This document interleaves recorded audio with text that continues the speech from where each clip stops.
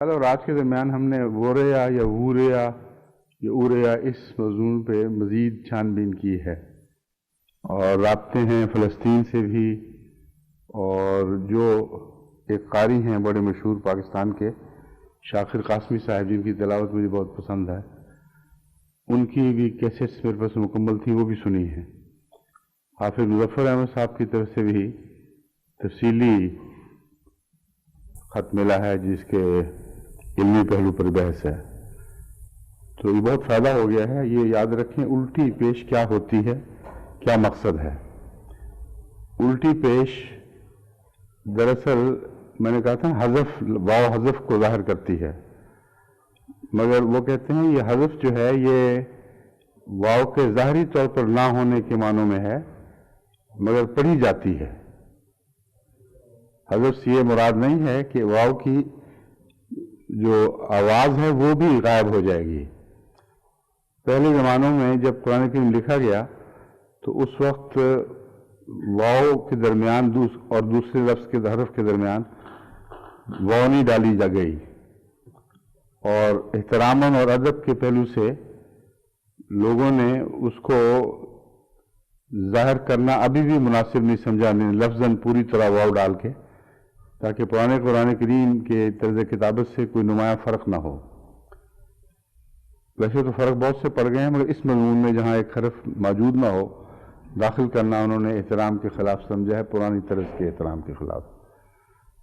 تو اب سوال یہ تھا کہ لوگ پھر غلط پڑھیں گے، تو اس کے ازالے کے لیے الٹی پیش ایجاد ہوئی، جو یہ بتاتی ہے کہ آگے داؤد کے اوپر بھی دیکھا آپ نے، دعوت تو نہیں پڑھتے ہم، وہاں الٹی پیش ہے جو داؤد پڑھا جاتا ہے۔ تو الٹی پیش اس بات کی علامت ہے کہ واو پڑھی جائے گی اگرچہ ظاہر نہیں کی گئی، لیکن موجودہ جو عرب طریق ہے، جو ہم نے عرب قرآن کریم کے حوالے سے دیکھا تھا، اس میں وہ الٹی پیش ڈالنے کی بجائے بہت سے یہ پسند کرتے ہیں کہ ایک چھوٹی سی واو بیچ میں ڈال دیں، تاکہ یہ پتہ لگے کہ پڑھتے وقت صوتی طور پر تم واو کو پڑھو، لیکن اصل میں یہاں موجود نہیں تھی۔ یہ ہے اس کی بحث الٹی پیش کی، اور اب امید ہے یہ بات سیدھی ہو گئی ہوگی الٹی پیش کی بحث میں۔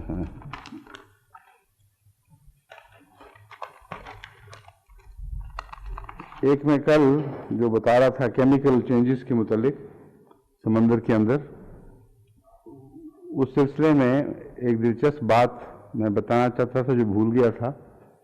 جو انقلابی کام ہوا ہے وہ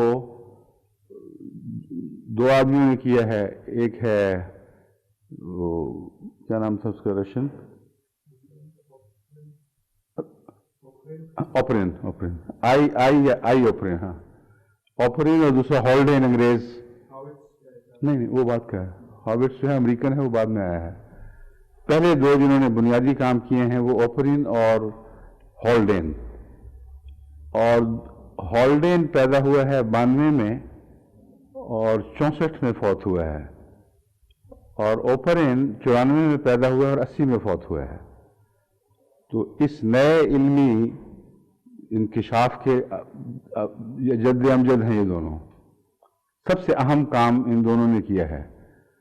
میں جو بات بتانا چاہتا تھا کہ میں نے پہلے بتایا تھا کہ جب خدا تعالیٰ کی طرف سے ایک نیا الہام کا سلسلہ کو غلط فہمی نہ سمجھ لے، جب اللہ تعالیٰ کسی کو اپنی دنیا میں اپنا قائم مقام بناتا ہے اور خود خلیفۃ اللہ مقرر فرماتا ہے، تو اس پر جو نور اترتا ہے اس سے دنیا بھی فائدہ اٹھاتی ہے، اور علمی ترقی کا ایک نیا دور شروع ہو جاتا ہے۔ بس حضرت مسیح موعود علیہ السلام کی پیدائش سے لے کر آپ کے جماعت احمدیہ کے قیام تک جو ایک دور ہے، بہت سے علوم جو آج جن پر گفتگو ہو رہی ہے، جن پر بحثیں چل رہی ہیں، یا ان کا آغاز اس دور میں ہو چکا تھا اس سے پہلے، یا وہ لوگ پیدا ہو چکے تھے جنہوں نے ان امور میں ایک بڑے بڑے کام کرنے تھے۔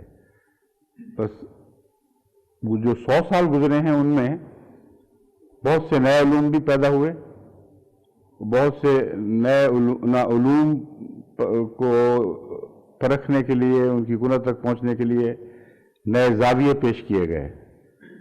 اور ان کے نتیجے میں پھر تحقیقات کا ایک سلسلہ شروع ہو گیا.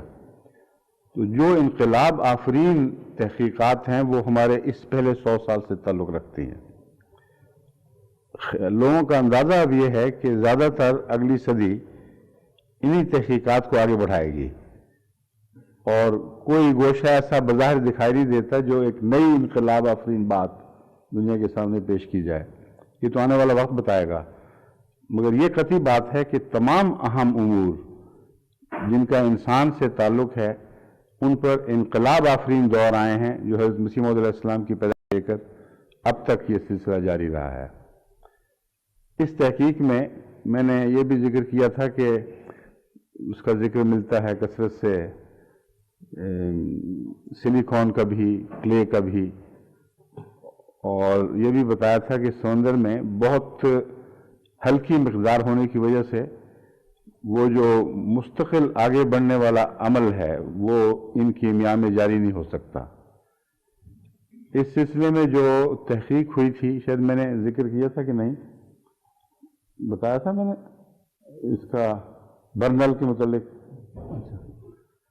برنل نے جو تجربے کیے ہیں، اور اوری نے جو امریکن ہے اور برنل انگریز ہے غالباً، انہوں نے جو تجارب کی نئی بنیاد ڈالی ہے، اس میں لیبارٹری میں انہوں نے ایک قرار مکین کا منظر بنایا ہے. قرآن کریم میں نطفے کے لیے جہاں آتا ہے نا قرار مکین، اس میں ہم نے کچھ عرصے تک قدر معلوم تک اس کو رکھا ہے.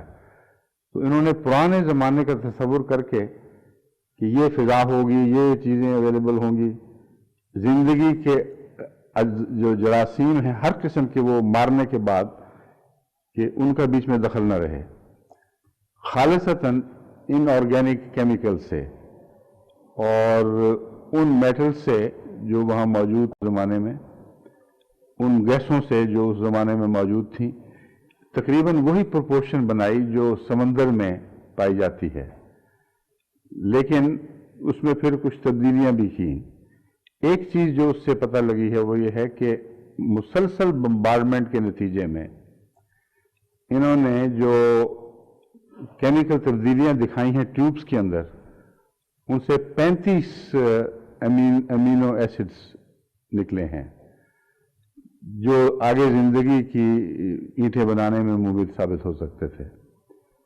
لیکن ایک اور دلچسپ بات جو کل بیان کرنی بھول گیا تھا وہ یہ ہے کہ ایک نظریہ یہ بھی ہے کہ زندگی آسمان سے نازل ہوئی ہے، ان معنوں میں کہ زندگی کے اجزاء آسمان سے میٹیورائٹس کے ذریعے اترے ہیں. چنانچہ ایک یہ تحقیق ابھی سب جاری ہے، ابھی کوئی حرف آخر اس پر نہیں ہوا، لیکن جو بھی قدم اٹھ رہے ہیں قرآن کریم کی تائید میں اٹھ رہے ہیں. یہ ہے بات جو خاص طور پر پیش نظر رکھنے کے لائق ہے. اس میں انہوں نے جو میٹیورائٹس کے نمونے لیے اور ان میں تحقیق کی تو پتہ چلا کہ وہ جو پریمورڈیل سوپ سمندر کا تھا اس میں جو اجزاء انہوں نے اندازہ لگایا تھا کہ بجلی کے کوندوں سے خود بخود بن سکتے ہیں، وہ قریباً اسی نسبت سے آسمان سے گرنے والے پتھروں کے بعض پتھروں کے اندر موجود پائے گئے. لیکن ان کے اندر لیبارٹری سے تیار کردہ 35 امینو ایسڈز کے مقابل پر 52 امینو ایسڈز پائے گئے، یعنی اس کی بہت زیادہ مقدار میں پہلے ہی زندگی کے آثار باہر شروع ہو چکے ہیں. کہیں وہ کیمیکلز آگے بڑھی یا نہیں بڑھی اس میں تو ابھی سائنسدان کی رسائی نہیں ہے، مگر یہ کہتے ہیں کہ بعض ہو سکتا ہے وہاں سے مادہ اترا ہو اور کسی جگہ کنسنٹریٹڈ حالت میں پایا جائے. یہ ساری جو بحث ہے اس کو چھیڑنے کی وجہ وہ آیت بنی ہے جس کے متعلق میں نے ذکر کیا تھا کہ ہمیں مسنون کا بھی ذکر ملتا ہے اور جان کا بھی ذکر ملتا ہے. اللہ تعالیٰ فرماتا ہے وَلَقَدْ خَلَقْنَا الْإِنسَانَ مِنْ صَلْصَالٍ مِنْ حَمَإٍ مَسْنُونٍ، کل فخار کی بجائے من صلصال من حمإ مسنون والجان خلقناہ من قبل من نار السموم، اور جن کو ہم نے اس سے پہلے خلقناہ من قبل من نار السموم، آگ سے جو آگ کی تند ہوائیں ہیں ان سے پیدا کیا ہے. ناری ہواؤں سے پیدا کیا ہے یا سخت گرم ہواؤں کی آگ سے پیدا کیا ہے، یہ ترجمہ بنے گا۔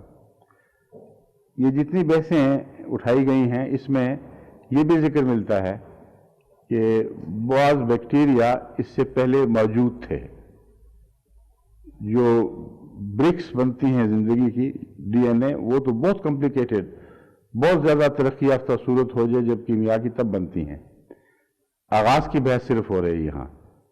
آغاز کی بحث میں جب انہوں نے تحقیقات کی ہیں تو پتہ چلتا ہے کہ بعض بیکٹیریا جو آگ سے براہ راست گرمی لیتے تھے وہ پہلے سے موجود تھے، اور پری مورڈیل سوپ جو سمندر میں تھا وہ اس وقت تک آگے ترقی کر ہی نہیں سکتا تھا جب تک گاڑا نہ ہو، کیونکہ وہی سائنسدان جس کا میں نے ذکر کیا برنل مثلاً، وہ کہتا ہے کہ یہ ریورسیبل پروسیس جاری رہے گا، اور اگر یہ جاری رہے تو یہ زیادہ امکان ہے کہ جو کچھ حاصل ہوا وہ ہاتھ سے جاتا رہے اور بھی ادنا درجے کی کیمیا پیدا ہونی شروع ہو جائیں، مگر کنسنٹریشن ضروری ہے۔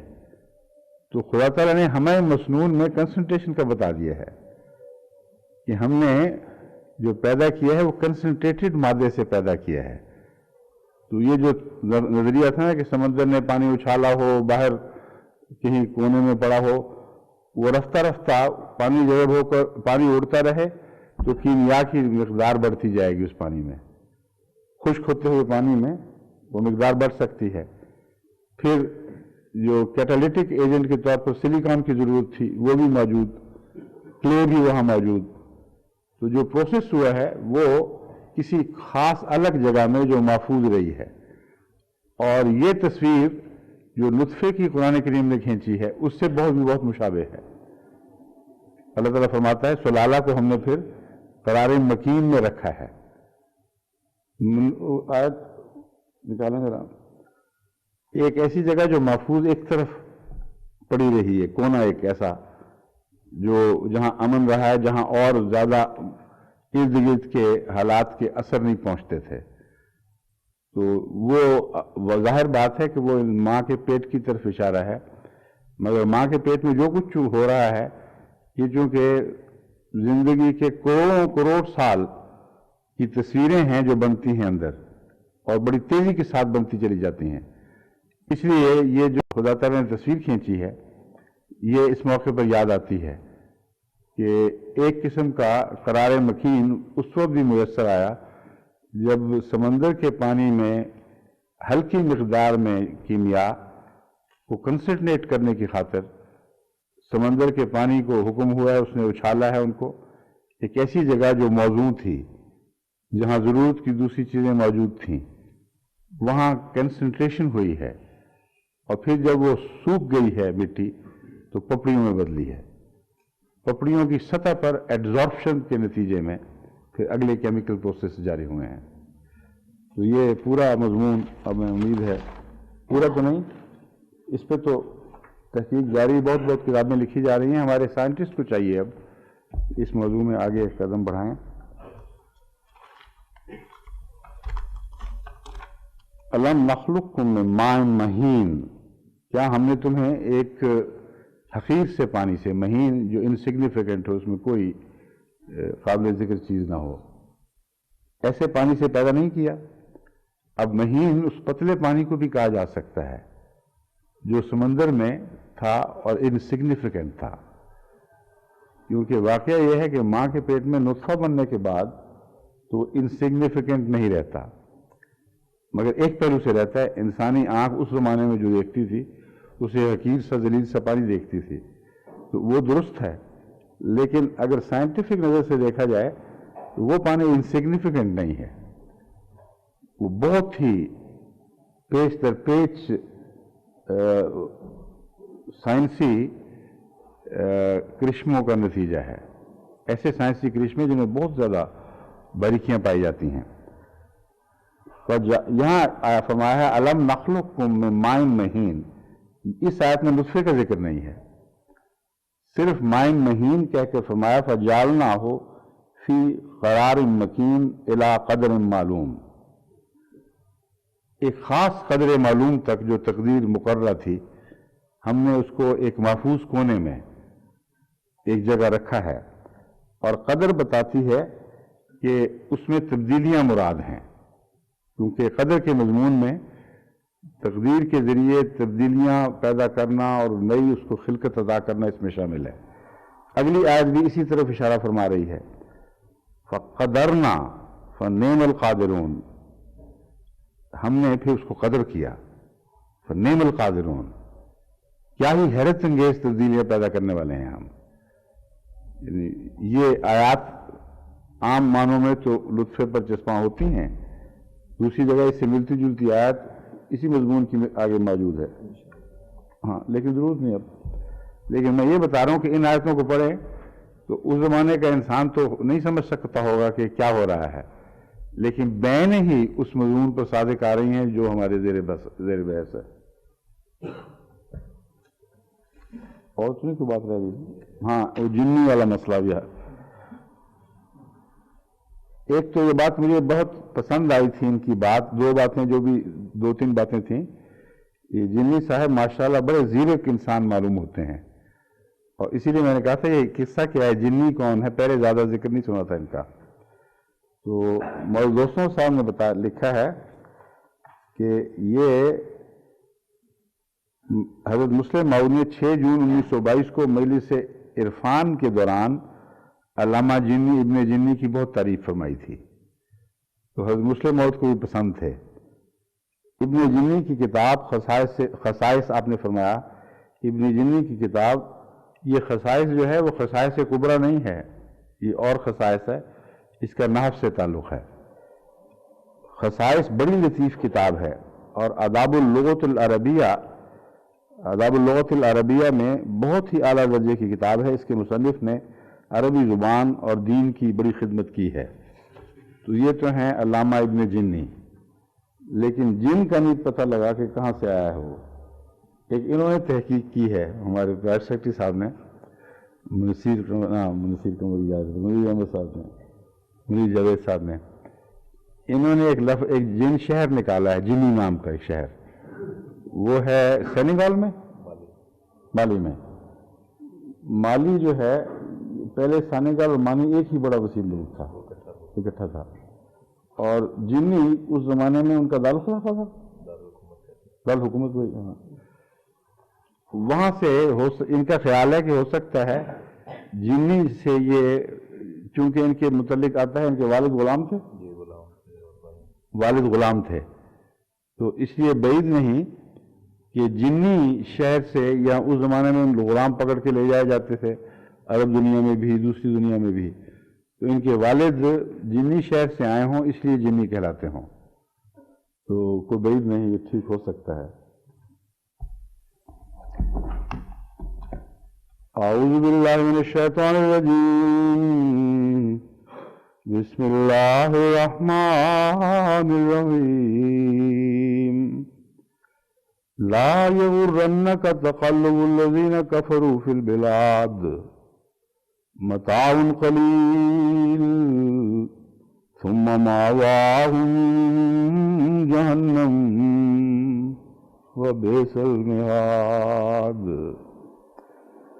جو لوگ کافر ہوئے تجھے ان کا شہروں میں پھرنا، آزادانہ پھرنا، تقلب، دھوکے میں نہ ڈال دے۔ متاع قلیل، ایک تھوڑی سی متاع ہے، عارضی فائدے کی چیزیں ہیں۔ ثم مأواہم جہنم، پھر ان کا آخری ٹھکانہ جہنم ہوگا، اور بہت ہی برا ٹھکانہ ہے۔ آل عمران 197۔ اس میں یغرنہ کا کی بحث ہے، غالباً پہلے بھی گزر چکی ہے، غرور کے لفظ کے ساتھ۔ شیطان کو غرور کہا جاتا ہے، غرور کہتے ہیں دھوکے کو، تو دھوکے میں نہ ڈال دے تجھے یہ بات، یعنی غلط نتیجہ نہ نکال بیٹھو، یہ مراد ہے۔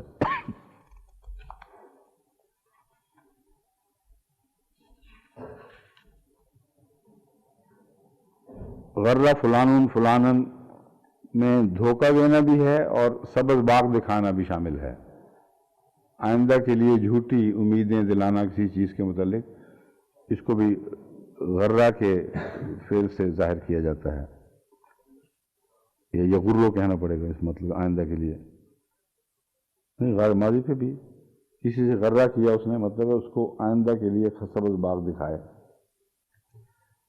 والمغرور المخدوع، اور مغرور دراصل دھوکہ خوردہ انسان کو کہتے ہیں، اس لیے یہ بھی ایک دلچسپ بات ہے کہ جو مغرور ہیں ان کے نام کے اندر ہی ان کا دھوکہ داخل ہے، سوائے اس کے کہ اللہ اپنی مرتبوں کے علم کے نتیجے میں ایک بڑائی کا دعویٰ کرے، کسی کو حق نہیں ہے تکبر کا، اور تکبر نام ہی دھوکے کا ہے۔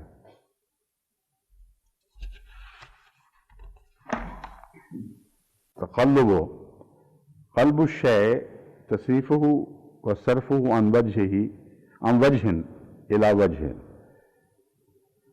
ایک چیز سے دوسری چیز، ایک حالت سے دوسری حالت میں بدلنا، ایک صورت سے دوسری صورت میں تبدیل ہونا، اس کو تقلب کہتے ہیں۔ الانقلاب والانصراف، یعنی پھر جانا، واپس ہو جانا، جیسا کہ انقلبتم علی اعقابکم آتا ہے، انقلبتم علی اعقابکم کو چونکہ پہلے آیت میں جب پڑھا جاتا ہے تو انقلبتم کی آواز نکلتی ہے، اس نے الف کے نیچے زیر ڈالی ہوئی ہے۔ تقلیب الشیء تغییرہ من حال الی حال، کسی چیز کی حالت ایک حالت سے تبدیل ہو کر کسی دوسری حالت میں پہنچ جائے۔ التقلب و تصرف، تصرف یعنی پھرنا،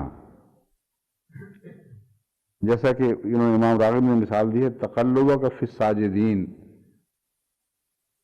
رجل قلب حول کثیر التقلب والحیلت، بہت زیادہ پھرنے والا، تدبیر کرنے والا شخص، اس کو کہتے ہیں رجل قلب، یعنی بہت ہی وہ پھرتا ہے، بہت تدبیریں کرتا ہے، مفردات راغب۔ تقلب قلبہ یقلب قلبا حولہ عن وجہہ، اس کی حالت تبدیل کر دی۔ قلب الردا، چادر الٹ دی۔ قلب الارض، کھیت زمین میں ہل چلایا اور الٹ پلٹ کر دیا اس کو۔ تقلب الشیء تحول عن وجہہ، اس کی حالت غیر کر دی، تبدیل کر دی، ہو کر دی نہیں ہوگی یہاں تو، یہ تقلبہ جو ہے لفعل، اس میں ہونے کا معنی پایا جاتا ہے، اور تحولہ میں تبدیل ہو گئی، کسی کی حالت تبدیل ہو گئی، حالت غیر ہو گئی، دونوں جگہ لفظ تقلبہ آئے گا۔ وہ شے تقلب کر گئی، تحول عن وجہہ، تقلب عن فراشہ، وہ پہلو بدلتا رہا، علی فراش، اپنے بستر پر پہلو بدلتا ہے، اس کو بھی تقلب کہتے ہیں۔ ہوا یہ تقلب فی اعمال السلطان، امور سلطانیہ کے بجاوری میں وہ بہت دوڑتا پھرتا رہا۔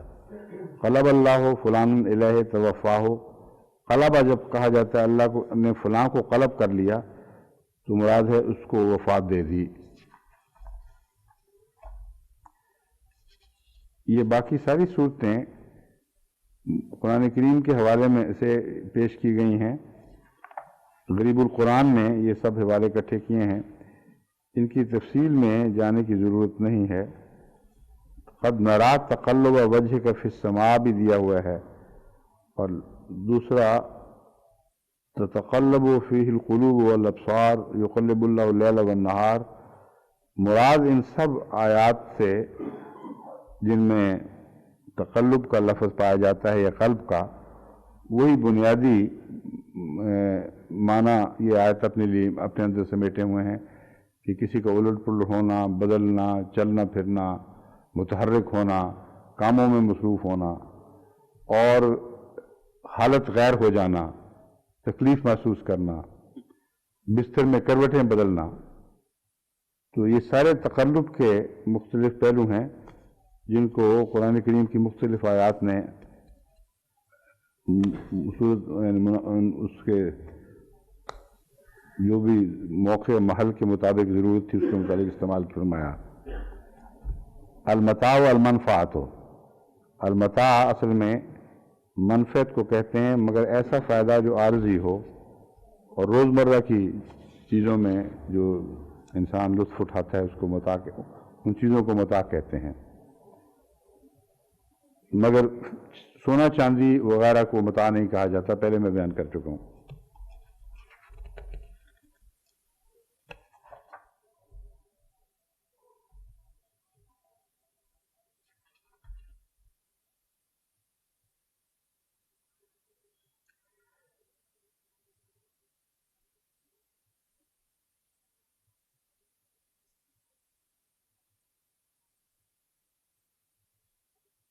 لفظ متع کو بھی انہوں نے لیا ہے مفردات راغب نے، مگر شیعہ مفہوم کے مطابق نہیں۔ یہ روشنی ڈالی ہے کہ لفظ متع کا جو لفظ آتا ہے کہیں کہیں اس کا کیا معنی ہے اصل میں۔ متع اس مال کو کہتے ہیں جو باقاعدہ شادی شدہ عورت کو طلاق دے کر اس کی جو عدت کا زمانہ ہے اس کے خرچ کے طور پر دیا جاتا ہے۔ تو یہ جو لفظ متع ملتا ہے بعض احادیث میں بھی، بعض دوسری جگہ، جس سے شیعوں نے ایک متع کا ایک نیا عقیدہ بنا لیا ہے۔ حضرت امام راضی لفظ متاع کے اندر اس کا ذکر اس طرح کر دیتے ہیں، امام راغب راضی نے امام راغب، کہ وہ مسئلہ بھی ساتھ ہی حل ہو جاتا ہے۔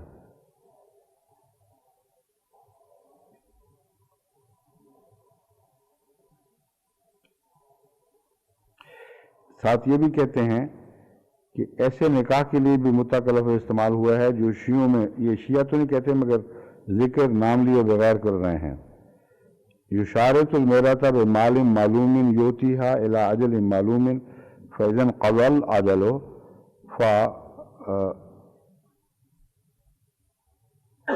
فارقها من غیر طلاق۔ کہتے ہیں یہ جو چلا ہے سلسلہ، اس کے لیے بھی متع کا لفظ استعمال ہوتا ہے کہ کسی عورت سے یہ طے کر لیا جائے کہ فلاں مدت تک کے لیے میں نکاح کرتا ہوں، اور معین مدت جب وہ گزر جائے تو جو حق مہر کے کا عذر رکھ کر جو رقم بھی طے کی جائے وہ دے دی جائے، اور اس صورت میں طلاق نہیں ہوگی بلکہ اس کو چھوڑ دینا ہی، مدت کا اپنے انجام کو پہنچ جانا ہی اس معاہدے کے اختتام کا اعلان ہوگا۔ یہ دراصل شیعہ متع کی تعریف ہے جو امام راغب نے فرمائی ہے۔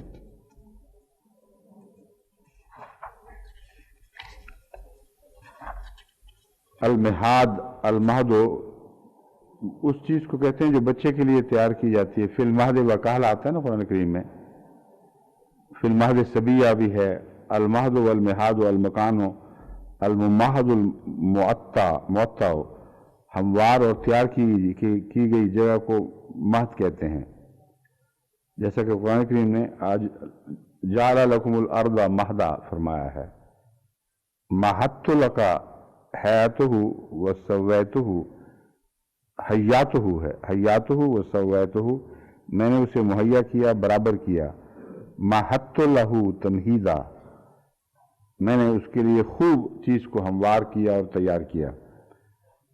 انتہد السنام، اگر کوہان برابر ہو جائے تو اس کے لیے عرب کہتے ہیں۔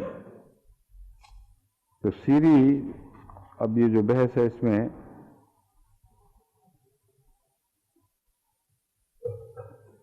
عام طور پر یہ بحث اٹھی ہے تمام تفاسیر میں کہ کیا مراد ہے، کون کافر ہیں جن کے متعلق یہ ذکر ملتا ہے، کافر ہیں، مشرک ہیں، کون لوگ ہیں۔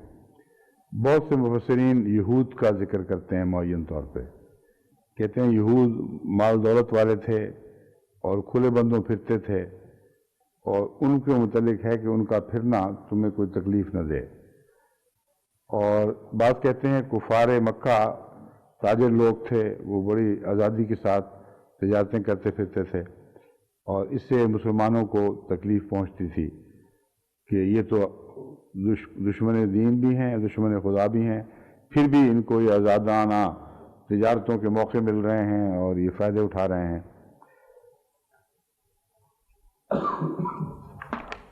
بس اس کے وہ جو تکلیف تھی اس کے ازالے کے لیے اور ان کے ظاہری عیش و عشرت کی حقیقت کھولنے کی خاطر اللہ تعالیٰ نے گویا یہ کلام فرمایا ہے۔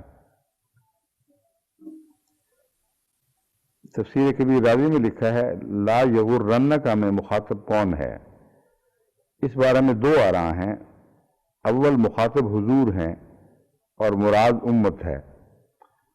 یہ بھی ایک بحث اٹھی ہے جو بڑی اہم ہے۔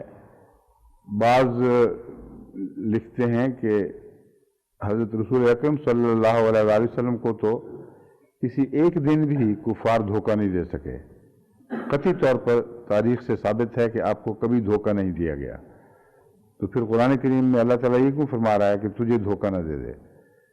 اکثر مفسرین نے، جن میں امام راضی بھی شامل ہیں، یہ موقف اختیار کیا ہے کہ بسا اوقات حکم واحد کا ہوتا ہے، مخاطب آن حضرت صلی اللہ علیہ وآلہ وسلم ہوتے ہیں، مگر آپ کے حوالے سے امت مراد ہوتی ہے، امت کو تعلیم دی جاتی ہے، امت کو تنبیہ کی جاتی ہے، اور مخاطب چونکہ اول مخاطب رسول اللہ صلی اللہ علیہ وسلم ہی ہیں جن پر وحی نازل ہو رہی ہے، اس لیے آپ سامنے ہو رکھے جاتے ہیں۔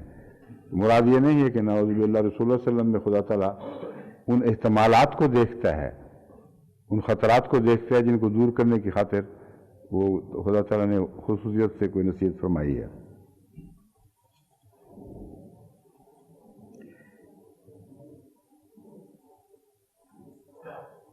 ایک موقف امام راضی نے یہ بیان کیا ہے کہ قتادہ کہتے ہیں کہ دراصل رسول اللہ صلی اللہ علیہ وآلہ وسلم اس لیے دھوکے سے بچے تھے کہ اس قسم کی آیات کثرت سے نازل ہوتی تھیں جہاں کفار سے متنبع کیا جاتا تھا، تو کہتے ہیں نا فور وارنڈ فور آرمڈ، وہ مضمون کہتے ہیں صادق آتا تھا کہ چونکہ پہلے تنبیہ موجود تھی اس لیے آپ اس کے خلاف مسلح تھے اور دفاع کی طاقت رکھتے تھے۔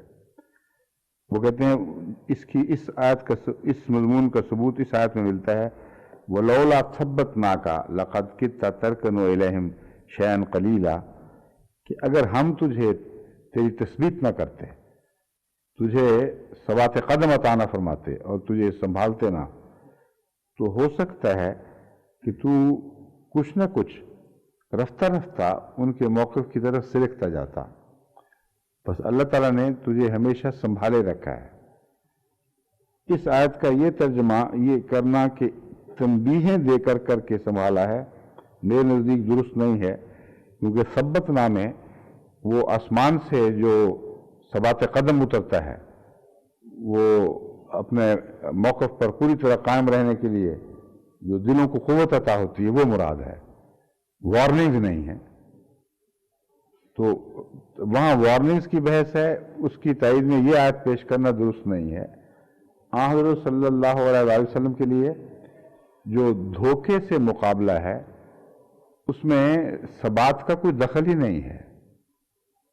غور کر کے آپ دیکھیں کہ دھوکے کا تعلق فراست سے ہے، ثبات قدم سے نہیں ہے، اور دھوکے کے نتیجے میں پھر بعد میں قدم ڈگمگاتے ہیں اور انسان لغزش کھاتا ہے۔ تو یہ آیت ہے، یہ ثبات قدم سے تعلق رکھنے والی آیت ہے۔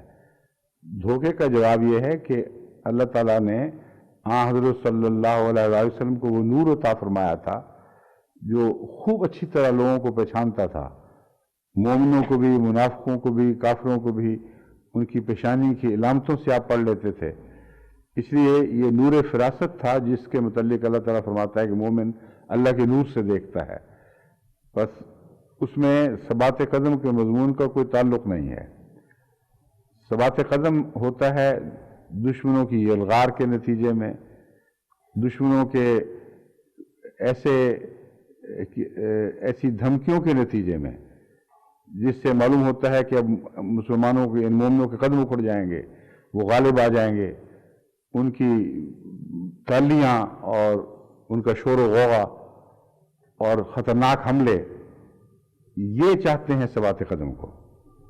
یہ دھوکہ نہیں ہے، تو کھلم کھلا حملے ہیں اور جڑیں اکھیڑنے کی کوشش کی جا رہی ہے۔ اس کے جواب میں اللہ تعالیٰ فرماتا ہے کہ اگر ہم تجھے تیرے قدموں کو مضبوط نہ کرتے۔ اب اس میں ایک حصہ ابھی باقی ہے گفتگو بحث کا کہ نتیجہ پھر یہ کیوں نکالا، لَتَرْكُنُوا إِلَيْهِمْ شَيْئًا قَلِيلًا، اس کے باوجود اس میں دھوکہ مراد نہیں ہے۔ اگر ہم تجھے ثبات قدم عطا نہ فرماتے تو رفتہ رفتہ ان کی طرف سے رکھ جاتا۔ یہ امر واقعہ یہ ہے کہ محض دھوکے کے نتیجے میں لوگ اپنے دین سے سرکہ نہیں کرتے، بلکہ غیر معمولی روب میں آ کر خوف زدہ ہو کر بھی لوگ رفتہ رفتہ اپنے دینی موقف سے سرکنے لگتے ہیں۔ ہم نے پاکستان میں کئی جگہ دیکھا ہے وہ جماعتیں جہاں تربیت پوری نہیں تھی، جہاں کئی لحاظ سے بعض کمزوریاں پہلے ہی پائی جاتی تھیں، کئی لوگ تھے جو نہ کبھی چندوں میں نہ روزمرہ کی تنظیموں میں، اور اکثر مرتد ہونے والے بے نمازی تو تھے ہی۔ مرتدوں کی تعداد زیادہ نہیں ہے، مگر جتنی بھی ہے سارے عرصے میں اگر 1000 بھی آپ کہہ لیں تو تمام تر وہ ہیں جن کی تحقیق میں نے کروائی تو پتہ چلا کہ ان میں ایک بھی جماعت سے تعلق میں مخلص نہیں تھا۔ پہلے ہی وہ کنارے پر زندگی بسر کرنے والے تھے، اور ان میں سے ہر ایک میں اخلاقی خرابیاں پائی جاتی تھیں۔ نمازوں کے باغی، چندے کبھی ادا نہیں کیے، دھوکے بازیوں میں ملوث، کئی قسم کی شرارتیں۔ جب دباؤ ان پر پڑا ہے تو یہ سرکنے کے لیے تیار بیٹھے تھے، پھر سرک کے ان کی طرف جا ملے، کیونکہ اس وقت ان کا اصل ظاہر ہو گیا کہ ہم تو دنیا دار لوگ ہیں، خام خواہ ایک دیندار جماعت کا لبادہ اڑا ہوا ہے۔ اب یہ بھی بڑی دلچسپ بات ہے کہ ایسے لوگ ان کے پاس جاتے ہیں جن کو اللہ ثبات قدم عطا فرماتا ہی نہیں، جن کو عطا فرمائے وہ سرک ہی نہیں سکتے، اور سب سے زیادہ ثبات قدم اس کو ملتا ہے جو ہر وقت خدا کے سامنے رہتا ہے۔ بس حضرت صلی اللہ علیہ وآلہ وسلم کو جو ثبات قدم نصیب ہوا ہے وہ خدا کے حضور دن رات کی ہر لمحہ کی حاضری سے ہوا ہے۔ جب ایک قوی طاقتور حلیف یا مددگار یا سرپرست کی موجودگی کا احساس ہر وقت میں رہے، اس وقت انسان کے لیے سرکنے کا سوال ہی کوئی نہیں۔ اس لیے یہاں بھی یہ مراد نہیں ہے کہ کوئی غیر معمولی وقت آتے تھے رسول اللہ علیہ وسلم کے اوپر ایک قسم کا زلزلہ سا طاری ہو جایا کرتا تھا اور اللہ سنبھالنے کے لیے ثبات قدم عطا کرتا تھا۔ ایک جاری و ساری ثبات کی حالت میں حضرت صلی اللہ علیہ وسلم کی زندگی کٹی ہے، اور یہ خدا کے فضل سے ہوتا ہے۔ تو اس لیے یہ آیت اس مضمون کی تائید نہیں کرتی جس کا تعلق دھوکے کے ذریعے، فریب کاری کے ذریعے لوگوں کے دین بگاڑنا ہے یا اور نقصان پہنچانا ہے۔ اور یہاں جو اللہ تعالیٰ فرما رہا ہے وہ تو مضمون یہ ہے، لا یغرنک تقلب الذین کفروا فی البلاد، یہ تو مضمون ہی اور ہے۔ اس کا نہ اس دھوکے سے تعلق نہ اس دھوکے سے تعلق جس کی ہم باتیں کر رہے ہیں، نہ روب سے تعلق، نہ فریب کاری کے ذریعے ایمان بدلنے سے تعلق۔ اس کا تو صرف اس مضمون سے تعلق ہے کہ یہ لوگ جو کفار ہیں ان کو جو دنیا کی نعمتیں ملی ہیں اور آزادانہ یہ دوڑتے پھرتے ہیں ملکوں میں، یہ بات تمہیں اس دھوکے میں مبتلا نہ کر دے کہ یہ نیک انجام لوگ ہیں اور فائدہ اٹھا گئے۔ اور یہاں بھی یہ درست ہے کہ مخاطب حضرت صلی اللہ علیہ وآلہ وسلم ہے، لیکن تنبیہ امت کو ہے۔ بعض لوگ کہہ دیتے ہیں جی ہمارا کیا بنا، ان کا کیا بنا، دیکھو تو صحیح اچھے بھلے کھاتے پیتے دوڑتے پھرتے ہیں، نہ کوئی عذاب نازل ہوا اور ہمیں مار کوٹ کے ایک طرف پھینک دیا، کیا بنا ہمارا۔ یہ آوازیں بعض کمزور ایمان والوں کی طرف سے بعض دفعہ ابتلا کے بعد اٹھا کرتی ہیں۔ ان کا جواب ہے، اول تو اس کا تعلق صرف اس زمانے سے نہیں، کیونکہ جو سیاق و سباق ہے آیات کا وہ اسلام کے مستقبل کی بھی خبر دے رہا ہے اور مستقبل کی عظیم شان ترقیات کے اوپر بھی روشنی ڈال رہا ہے۔ بس اس کے دو بطن، وہی دو بطن جو میں پہلے بیان کر رہا ہوں، پیش نظر رکھ کر اگر اس کی تشریح کی جائے تو یہ بنے گا کہ یہ لوگ جو کافر ہونے کے باوجود دنیاوی نعمتوں سے مالا مال ہیں اور آزادانہ زندگی بسر کر رہے ہیں، ان کے اس کیفیت سے تجھے دھوکہ نہ ہو، یہاں دکھ نہ پہنچے کا ذکر ہے ہی نہیں، کیونکہ وہ جو کیفیت ہے جو مفسرین بعض بیان کر چکے ہیں غلطی سے، اس میں تو مسلمانوں کے دل کی بہت چھوٹی حالت دکھائی جاتی ہے کہ کسی کو اچھی حالت میں دیکھ لیا تو غم اور تکلیف سے دل بیٹھ رہا ہے اور غصہ آ رہا ہے اور جلن پیدا ہو رہی ہے کہ وہ کیوں اچھی حالت میں، ہم کیوں نہیں۔ یہ وہ کیفیت نہیں ہے جو صحابہ سے تعلق رکھتی ہو، نفسیاتی لحاظ سے بھی صحابہ سے اس کیفیت کا تعلق ہو نہیں سکتا تھا، کیونکہ جنہوں نے خود اپنے ہاتھوں سے اپنی نعمتیں قربان کر دی ہوں، اپنی جائیدادوں سے منہ موڑ لیا ہو، گھروں سے نکالے گئے ہوں جن کا ذکر پہلے آ چکا ہے، اور بے انتہا قربانیاں دی ہوں، وہ بعد میں یہ حسد شروع کر دیں کہ یہ کیوں اچھی حال میں ہے۔ اگر ان کی حالت اچھی دیکھتے تھے تو خود اس اچھی حالت سے نکلے کیوں؟ تو دنیا کی نعمتوں سے محرومی کے نتیجے میں جو حسد اور تکلیف کا مضمون ہے، اس کا اس آیت سے کوئی دور کا بھی تعلق نہیں ہے۔ مراد صرف یہ ہے اسلام کے نیک انجام اور ان کے بد انجام کی بحث تھی۔ یہ نظر نہ آئے تجھے کہ یہ اسکاٹ فری ہو گئے ہیں یہ لوگ، یعنی ہر قسم کی باز پرس سے بالا اور اس سے بچ کر آرام سے زندگیاں بسر کر رہے ہیں، اور جو انقلاب ہم چاہتے تھے ہم نے آنکھوں سے نہیں دیکھا۔ یہ مراد ہے، اس میں حسد کا کوئی سوال نہیں۔ اس کا جواب میں ہے متاع قلیل، یہ تو تھوڑا سا فائدہ ہے، اور دشمن کو اتنا فائدہ بھی نہیں لینے دو گے۔ یہ تو اگر ایسا ہو تو اس میں دل کو بڑھانے کے لیے اور دل میں مزید وسعت پیدا کرنے کے لیے ایک مضمون ہے۔ فرمایا کہ ان کا تمہارا انجام تو ہم نے بتا دیا ہے، جنت ہے اور دائمی طور پر وہاں تم زندگی کی ہر مزے لوٹو گے، اور ان کا انجام ہم تمہیں یہ بتا رہے ہیں کہ یہ تھوڑی سی زندگی ہے۔ تو اس دنیا میں تھوڑی سی زندگی کے مزے بھی ان سے چھیننے کا سوال نہیں ہونا چاہیے، کرنے دو ان کو۔ آخر ان کا انجام جہنم ہے جو دائمی طور پر ایک سزا کی کیفیت ہے، تو حالت ان کی قابل رحم ہے ہر پہلو سے، نہ قابل رشک ہے نہ قابل فکر ہے۔ قابل فکر ان کے لیے ہونی چاہیے، تمہارے لیے نہیں ہے، کیونکہ ان کا عارضی انجام جو ہے وہ ان کے لیے مزید دکھ کا موجب بنے گا۔ وجہ یہ ہے کہ اگر اس دنیا میں بھی روتے پیٹتے کٹی ہو اور آخرت میں بھی، تو موازنہ اتنا نہیں ہوتا۔ ایک آدمی جو بیچارہ پہلے بھی غریب تھا، بعد میں بھی غریب رہا، اگلی نسلیں بھی غریب رہیں، ان کو وہ تکلیف نہیں ہوتی جو ایک اچھے کھاتے پیتے گھر کے حالات بگڑنے کے نتیجے میں اگلی نسل کو ہوتی ہے۔ وہ موازنہ کرتے رہتے ہیں، یہ تھا ہمارے پاس، یہ تھا ہمارے پاس، یہ تھا، اب یہ بھی نہیں، وہ بھی نہیں، وہ بھی نہیں۔ تو یہ جو موازنہ ہے یہ بھی ایک سزا ہے۔ اس لیے اللہ تعالیٰ نے اس کا یہ جو میں بات بیان کر رہا ہوں یہ قرآن کریم سے ثابت ہے، یہ میں کوئی فرضی بات منسوب نہیں کر رہا۔ قرآن کریم جہنم میں داخل کرتے وقت فرماتا ہے ذُقْ اِنَّکَ أَنْتَ الْعَزِیزُ الْکَرِیم۔ اب چکھ اس مزے کو، تو بڑا معزز، بہت ہی نعمتوں میں پلا ہوا اور بڑی عزتوں والا انسان ہے۔ تو یاد کر رہا ہے کہ وہ عارضی زندگی جس کی خاطر تو نے اس دنیا کو تج دیا، اس دنیا کو اپنے ہاتھوں سے کھو دیا، وہ یہ تھی، اب تمہاری کریمی اور تمہاری عزت ساری کہاں گئی؟ تو یہ جو موازنہ ہے یہ عذاب کو اور زیادہ تیز کر دیتا ہے۔ بس متاع قلیل ہے، اس کے بعد تم اس متاع قلیل سے بھی ان کو محروم دیکھنا چاہتے ہو، جبکہ وہ دراصل عذاب ہی کا حصہ ہے، اور عذاب میں اضافے کا موجب بنے گی، نہ کہ اس خیال سے عذاب میں کمی آئے گی۔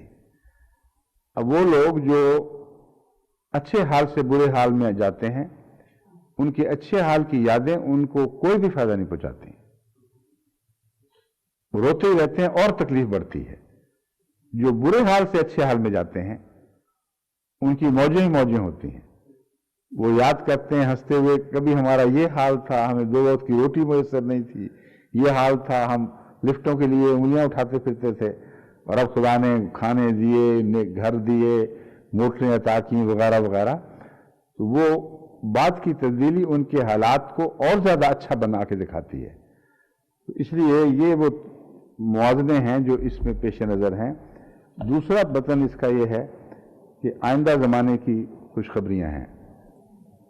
اللہ تعالیٰ فرماتا ہے یہ لوگ جو دوڑتے پھریں گے اور کامیابیاں حاصل کریں گے، شہروں میں اور ملکوں میں ان کی آزادانہ جد و جہد اور دنیا پہ قبضے کرنا، یہ تجھے تکلیف نہ پہنچائے، کسی قسم کا یعنی غلط فہمی میں مبتلا نہ کرے۔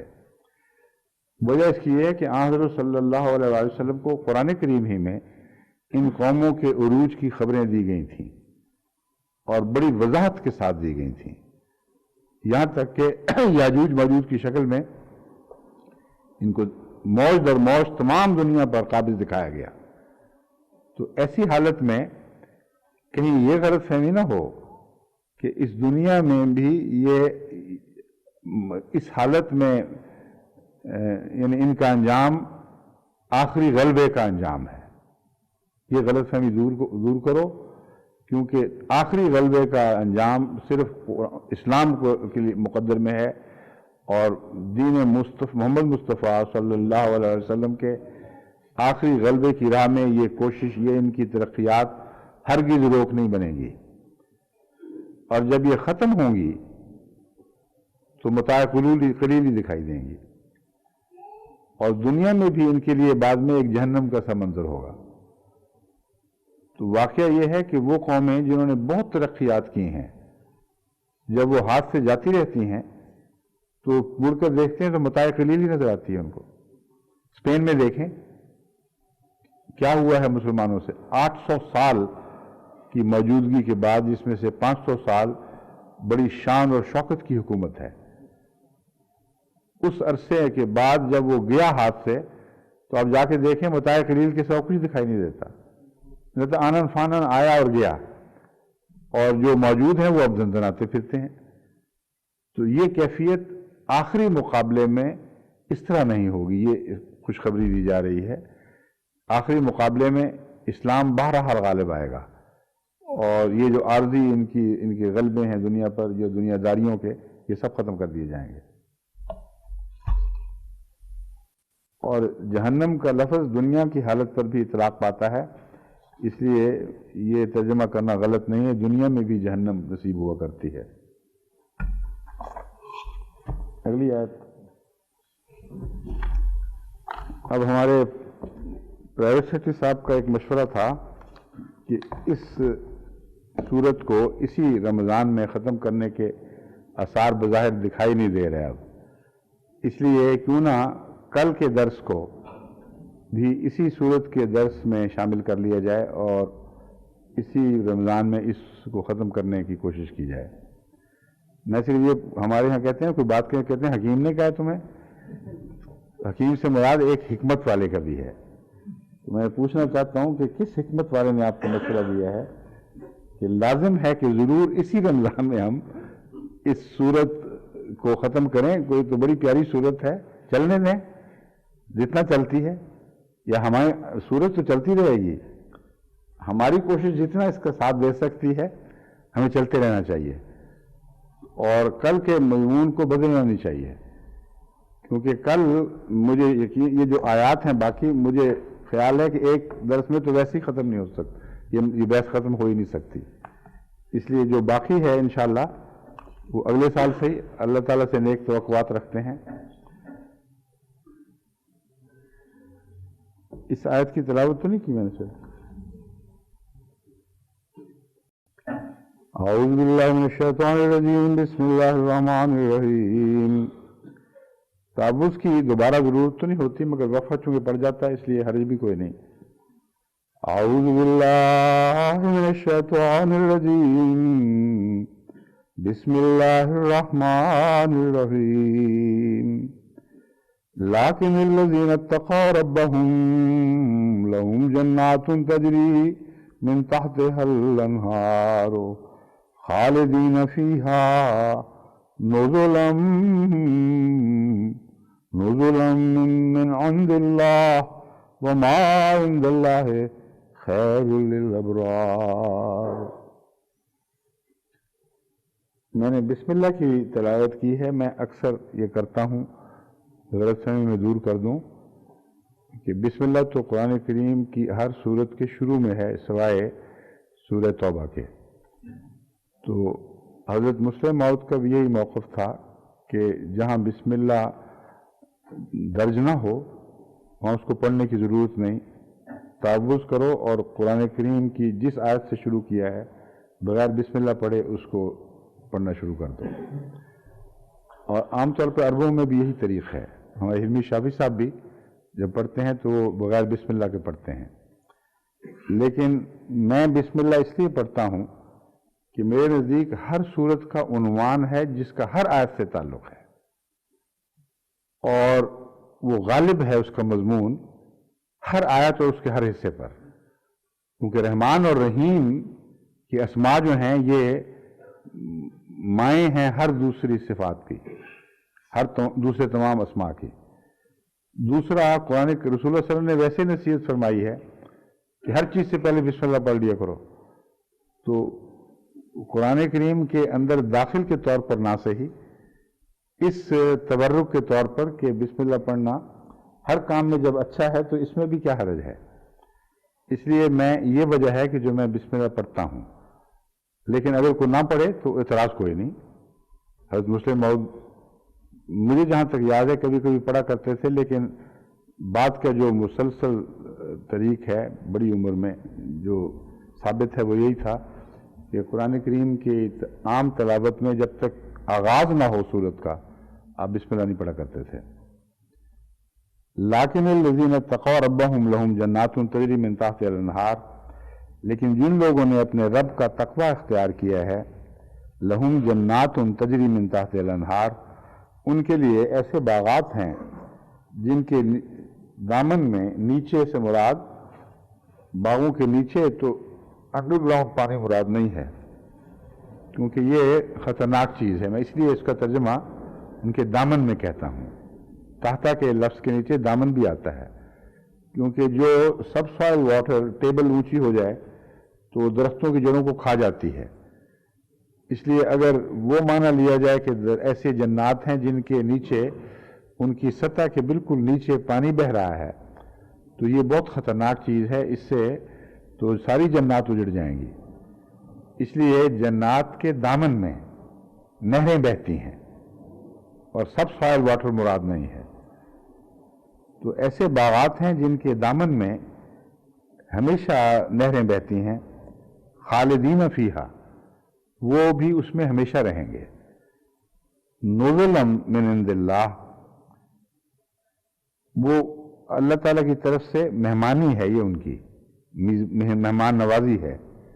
وما عند اللہ خیر للابرار، اور اللہ کے پاس جو کچھ بھی ہے وہ ابرار کے لیے بہت اچھی چیز ہے۔ اس میں جو لغت کی بحث اٹھائی گئی ہے، پہلے لفظ نزل ہے، النزول فی الاصل ہوا انحطاط من علو، کہتے ہیں امام راغب فرماتے ہیں کہ نزول دراصل تو بلندی سے کسی چیز کے اترنے کو کہتے ہیں، جیسے نزل عن دابت ہی، سواری سے بھی کوئی اترے تو اسے کہتے ہیں یہ نزل کیا ہے، اس نے نزول کیا ہے۔ النزل ما يعد للنازل من الزاد، لیکن نزل اس ذات کو یعنی اس خاطر مزارات کو کہتے ہیں جو مہمان کے سامنے پیش کی جائے، اسے نزل کہتے ہیں۔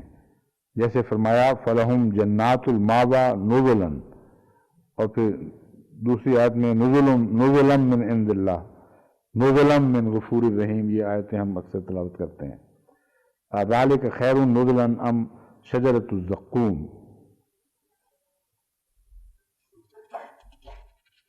نزل کیوں اسے کہا ہے، جو پیش کیا جاتا ہے اسے نزل کیوں کہا جاتا ہے؟ میرے نزدیک اس میں حکمت یہ ہے کہ مہمان کی عزت افزائی ہے، اس کے سامنے اوپر سے اس کو عطا نہیں کیا جاتا، وہ اس کے لیے ذلت اور تحقیر کا موجب ہو سکتا ہے۔ اسے اتار کر پیش کیا جاتا ہے، یعنی وہ جو عزت کرنے والا ہے وہ جھکتا ہے، گویا کہ وہ اس کے سامنے ایک چیز اتار کر پھر نیچے سے پیش کرتا ہے، یہ مراد ہے، اوپر سے اترتی نہیں ہے اس کے لیے۔ یہ مفہوم اس لیے مناسب ہے کہ قرآن کریم میں جو اللہ تعالیٰ فرماتا ہے نزلم من غفور الرحیم، تو خدا مہمان نوازی جب کرتا ہے تو مہمان نوازی میں اکرام داخل ہے۔ اگر اکرام کے معنی لیے جائیں تو پھر خدا تعالیٰ تو معزز ہے، سب سے اونچا ہے، اور اکرام میں خدا تعالیٰ کی کوئی شان کے اوپر حرف تو نہیں آتا۔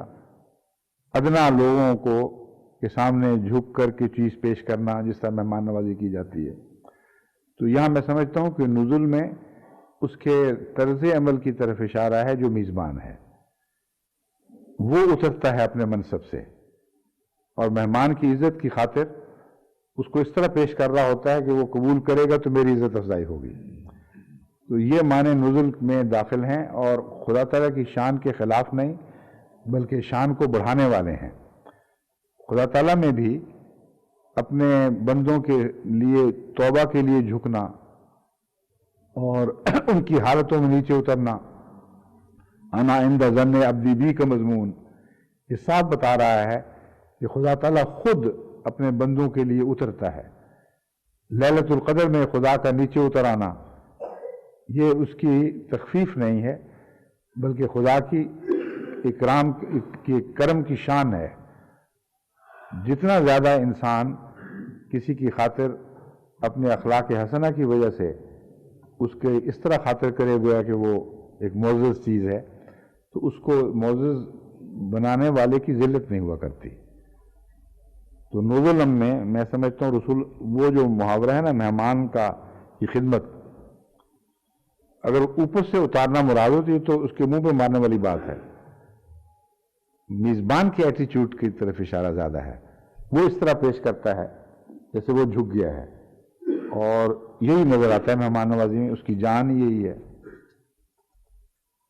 نزیل مہمان کو بھی کہتے ہیں، اترنے والے کو، تو اس پہلو سے ایک ظاہری معنی بھی بن جاتا ہے کہ نزیل کے پاس سامنے جو پیش کیا جائے وہ نزل ہے، اترنے والا مہمان ہے، کھانا نہیں اترا، لیکن نزیل کی نسبت سے جو کچھ اس کے سامنے رکھا جائے اسے نزول کہا جاتا ہے۔ یہ تاج اقرب الموارد نے اور تاج العروس نے نہیں، یہ تاج العروس نے معنی دیے ہیں۔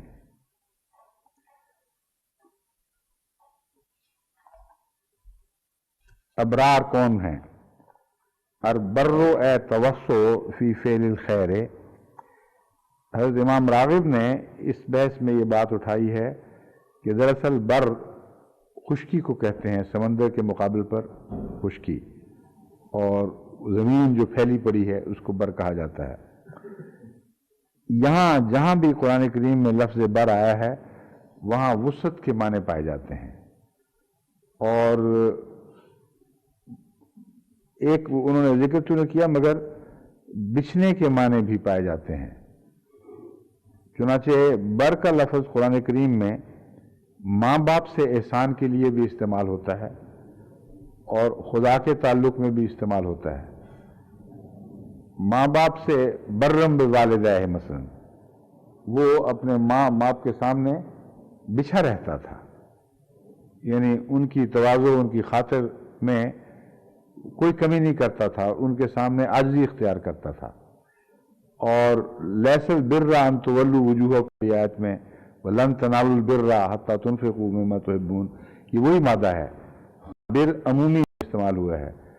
اور حضرت امام راغب نے بھی اس آیت کو لفظ بر کی بحث میں بھی استعمال کیا ہے، یعنی لفظ بر اور بر اگر مصدری حالت میں دیکھے جائیں تو ان دونوں کے معنوں میں نیکیاں داخل ہیں، عاجزی بھی داخل ہے، ماں باپ کے ساتھ احسان کا سلوک بھی داخل ہے، اور خدا تعالیٰ سے اپنے تعلقات کو استوار کرنا بھی شامل ہے۔ بس آخری معنوں میں نیکی کی ہر قسم لفظ بر اور لفظ بر کے اندر داخل ہے۔ بر اس مرد کو بھی کہتے ہیں، اس نیکوکار کو بھی کہتے ہیں جو نیکی اختیار کرتا ہے، اور نیکی کے لیے بھی بر استعمال ہوتا ہے۔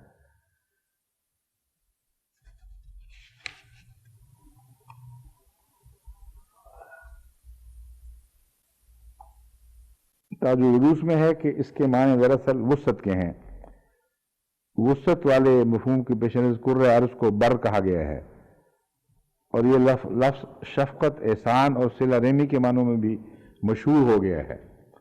میرے نزدیک یہ جو مشہور ہونا ہے اس کی وجہ یہ ہے کہ زمین جو پھیلی پڑی ہو وہ آپ کے سامنے بچ جاتی ہے، آپ اسے جس طرح چاہیں استعمال کریں، وہ آپ کی خدمت کے لیے حاضر رہتی ہے، آپ کے قدموں کے نیچے ہوتی ہے۔ تو ماں باپ کے سامنے بر ہونے کا مطلب یہ ہے کہ آپ ان کے سامنے کوئی کجی نہیں کرتے، کوئی سرکشی نہیں کرتے، اپنی تمام صلاحیتیں ان کے حضور پیش کر دیتے ہیں۔ یہ اصل بر ہے، جس کا جو خصوصیت کے ساتھ حضرت یحییٰ میں بھی پائی جاتی تھی، حضرت عیسیٰ علیہ السلام میں بھی پائی جاتی تھی۔ حضرت مسیح موعود علیہ السلام نے بائبل سے موازنہ کرتے ہوئے اس مضمون کو بھی اٹھایا ہے، قرآن کا بائبل سے، کہ دیکھو تم اس پاک نبی کو جس کو ہم بہت عزت کرتے ہیں ایسے شخص کے طور پر پیش کرتے ہو بائبل کے حوالے سے، جو ماں سے گستاخی سے پیش آتا ہے اور یا ترشروئی سے پیش آتا ہے۔ اور قرآن کریم کیا فرماتا ہے؟ برم والدیہ،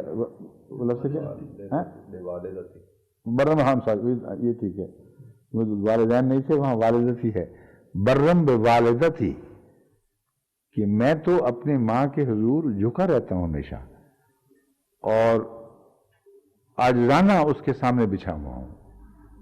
تو یہ معنی ہے لفظ بر، جس کی جمع ابرار ہے، پہلے بھی ذکر چکا ہے، وہ توفنا ذکر گزر چکا ہے، توفنا مال ابرار۔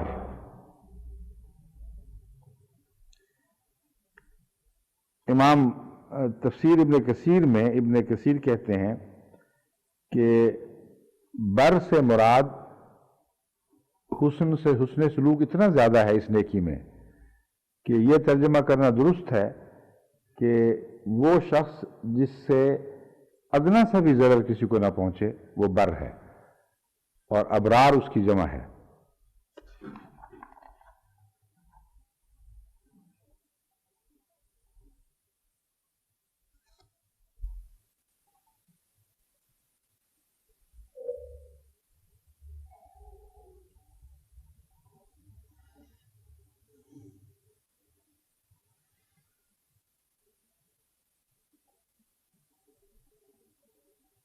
وہ جو مہمانی والا پہلو ہے اس کا تفسیریں ذکر کرتی ہیں، روح المعانی میں ہے کہ یہ اللہ تعالیٰ کے لطف کے معاملے کا اظہار ہے کہ ان کی عزت افزائی ہوگی جنت میں۔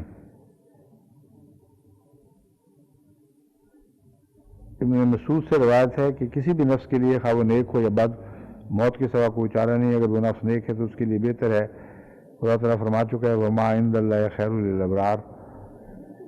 یہ تو وہی ترجمہ ہی ہے، کوئی خاص تفسیری پہلو تو نہیں ہے اس میں۔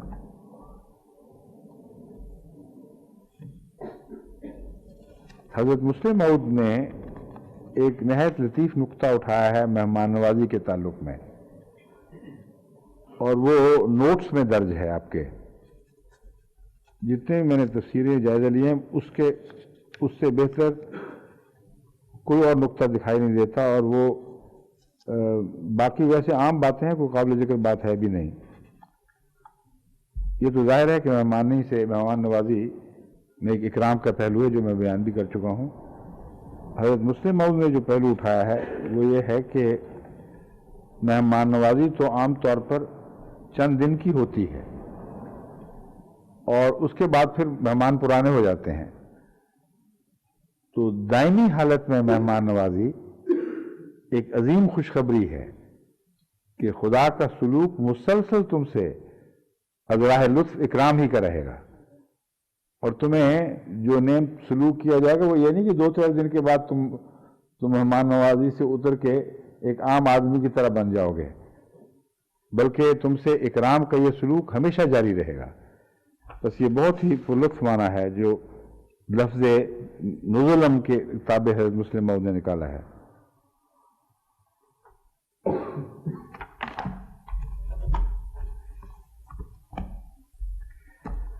لیکن الذین اتقوا ربهم لهم جنات تجری من تحتها الانہار خالدین فیہا نزلا من عند اللہ وما عند اللہ خیر للابرار۔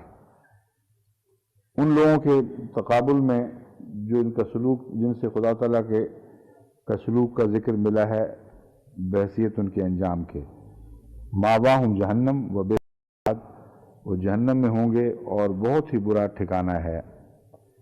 یہ فرمایا وہ لوگ جو اللہ اپنے رب کا تقوی اختیار کرتے ہیں ان کے لیے جنات ہیں جن کے دامن میں نہریں بہتی ہوں گی، وہ ہمیشہ اس میں رہیں گے۔ نزل من عند اللہ وما عند اللہ خیر للابرار۔ اس کا آخرت کے ساتھ تعلق تو ظاہر و باہر ہے، اور یہ وہ مضمون کا دھاگا ہے جو کھلا کھلا چل رہا ہے مسلسل۔ جب میں دنیا کے لحاظ سے خوشخبریوں کے طور پر لیتا ہوں تو اس سے میں یہ نتیجہ نکالتا ہوں کہ اسلام کا جو غلبہ ہوگا بالآخر وہ دائمی ہوگا۔ اس کے بعد کسی اور قوم کو، کسی اور مذہب، کسی اور دین کو پھر غلبہ نہیں ہوگا، اور جو لوگ بگڑیں گے، اگر بگڑیں گے، اور لازماً ہر ایک نے بگڑنا ہے بالآخر، تو وہ اسی دین کے اندر اس غلبے کی حالت میں بگڑیں گے، لیکن ان کی سزا کے طور پر بھی کوئی اور قوم ان پر غالب نہیں آئے گی، بلکہ خدا ان کی پھر صف لپیٹ دے گا۔ اور قرآن کریم میں جو پیشگوئیاں ملتی ہیں ان کی تشریح احادیث میں موجود ہے، اس سے یہ قطعی طور پر ثابت ہے کہ جب اسلام کو ایک دفعہ عالمی غلبہ نصیب ہو جائے گا تو وہ ہمیشہ ان جنتوں میں رہیں گے، سوائے اس کے کہ پھر اللہ تعالیٰ ان کی صف لپیٹنے کا فیصلہ کر لے۔ یہاں عبد کے معنی محدود کرنے پڑیں گے، یہ فرق ہے جو پیش نظر رہنا چاہیے۔ اخروی جنت میں عبد کا معنی ہمیشگی ہے، اور دنیاوی جنت میں عبد سے مراد اس معلوم وقت میں جسے ہم زمانہ کہتے ہیں، اس زمانے میں قیامت تک کے لیے جو دور ہے اسے ہم عبد کہیں گے۔ تو وہ ہمیشہ کے لیے مراد یہ نہیں ہے کہ اس کے بعد بھی وہ بد کردار لوگ بھی جو آخر پہ ہوں گے ان کے لیے بھی جنت کی خوشخبری ہے۔ مراد یہ ہے کہ غلبہ اسلام جب ایک دفعہ آخر پہ آ جائے گا تو تمام زمانوں پر محیط ہوگا، اور پھر اس میں کبھی کوئی تبدیلی نہیں ہوگی۔ تو یہ تو ایسی مجھے قطعی بات دکھائی دیتی ہے جسے اپنے آمنے سامنے دیکھ رہا ہوں، اس میں کوئی شک کی کوئی گنجائش ہی نہیں ہے۔ ایک دفعہ جب اسلام کا غلبہ ہوا پھر جد و جہد اندرونی رہ جائے گی، پھر اپنے تقوی کو سنبھالنے کی باتیں ہوں گی ساری، کس حد تک ہم اندرونی جہاد میں کامیاب ہوتے ہیں، پھر تمام تر توجہات ان امور کی طرف مبذول ہونی چاہیے۔ اور اسی لیے میں بار بار توجہ دلاتا ہوں جماعت کو کہ اپنے کردار کو، اپنے اخلاق کو حضرت صلی اللہ علیہ وسلم کے پیمانوں میں ڈال ڈال کر، آپ کی صفات حسنہ کے پیمانوں سے پرکھ کر حتی المقدور کوشش کریں کہ رسول اللہ صلی اللہ علیہ وسلم کی جو پیروی ہے وہ جہاں تک توفیق ہے اس وقت تک وہ درجہ کامل تک پہنچ جائے۔ اور یہ جو سلسلہ ہے یہ پھر خود اپنے اندر ابدیت کا ایک معنی رکھتا ہے، کیونکہ وہ لوگ جو رسول اکرم صلی اللہ علیہ وسلم کی اخلاق سے مزین ہو چکے ہوں ان کے اندر بھی ایک ابدیت کا معنی پایا جاتا ہے، وہ اپنی موت تک پھر کبھی اس سے ہٹتے نہیں ہیں۔ اور حضرت مسیح موعود علیہ السلام اس کو یوں بیان فرماتے ہیں کہ روح القدس جب ایک دفعہ آ جائے تو پھر چھوڑا نہیں کرتی۔ یہ خیال غلط ہے کہ آج روح القدس آئی اور کل چلی گئی، یا روح القدس چونکہ وہاں جبرائیل کے معنوں میں آتا ہے اس کا ذکر مذکر میں ہونا چاہیے، تانیث کی بجائے تذکیر میں ہونا چاہیے۔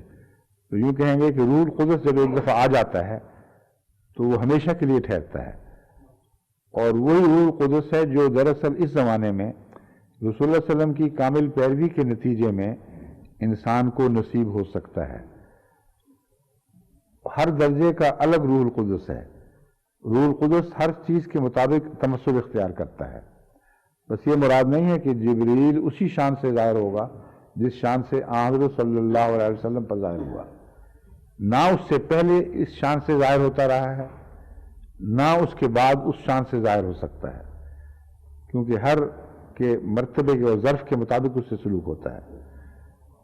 بس چونکہ حضرت محمد مسیح موعود علیہ السلام نے اپنے وجود کو کامل طور پر مٹا کے اپنا برتن اپنے وجود سے خالی کر لیا، اس لیے حضرت محمد رسول اللہ علیہ وسلم کے فیض سے جبرائیل اگر قریب ترین شان سے کسی پر ظاہر ہوا ہے تو وہ حضرت مسیح موعود علیہ السلام ہے، اور اس میں بھی برابری کا سوال نہیں پیدا ہوتا، کیونکہ فیض رساں انسان فیض یافتہ انسان کے برابر ہو ہی نہیں سکتا، یعنی فیض یافتہ انسان فیض رساں انسان کے برابر ہو ہی نہیں سکتا.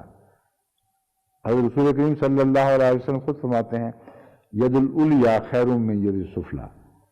اور حضرت مسیح موعود علیہ السلام کے متعلق جب ہم یہ کہتے ہیں کہ رسول اللہ علیہ وسلم کے قریب تر آپ کے